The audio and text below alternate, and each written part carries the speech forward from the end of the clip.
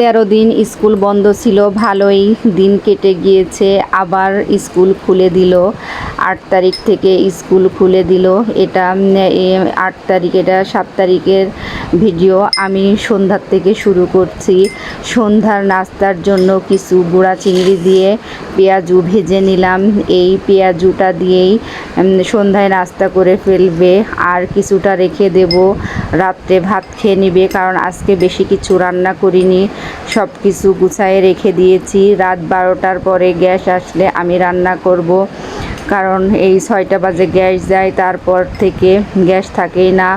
সব সময় রাত 12টার পরে রান্না করে রাখবো, যাতে কালকে স্কুল থেকে এসেই বাচ্চারা ভাত খেতে পারে। তারপরে এই যে আমি সবগুলো পেঁয়াজু একটা একটা করে ভেজে নিচ্ছি। আসসালামু আলাইকুম প্রিয় ভাই ও বোনেরা, আপনারা সবাই কেমন আছেন? কাছে কিংবা দূরে যে যেখানে বসে আমার এই ভিডিওটি দেখছেন, আর যারা দেখছেন না, আশা করি তারাও অনেক ভালো আছেন। এই যে সবগুলো পেঁয়াজু আমি দিয়ে দিয়েছি, এখন একটা একটা করে উল্টে দিচ্ছি।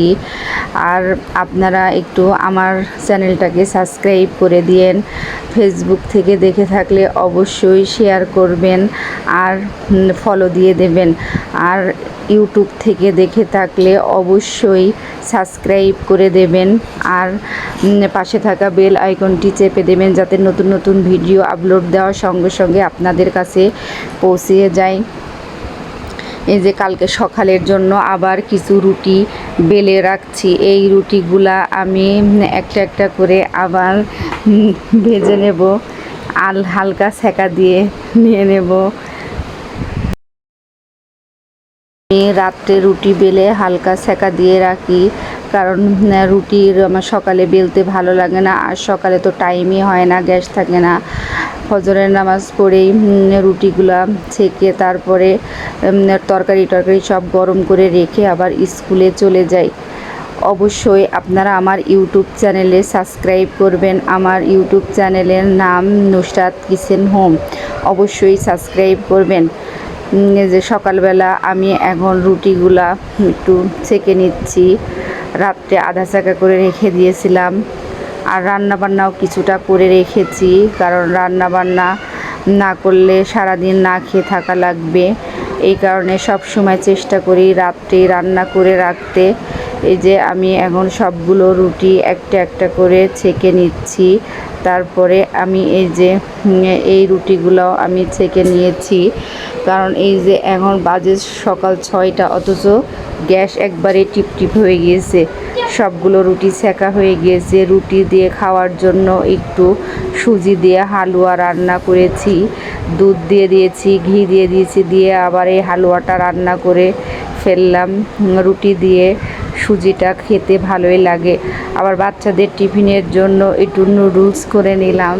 এই নুডলসটা এই যে রান্না করা হয়ে গিয়েছে, ওদের টিফিনের জন্য দিয়ে দেব, কারণ নুডলস না দিয়ে দিলে এতক্ষণ ধরে স্কুলে থাকবে। স্কুল থেকেও যে টিফিনটা দেয় একবারে বাজে।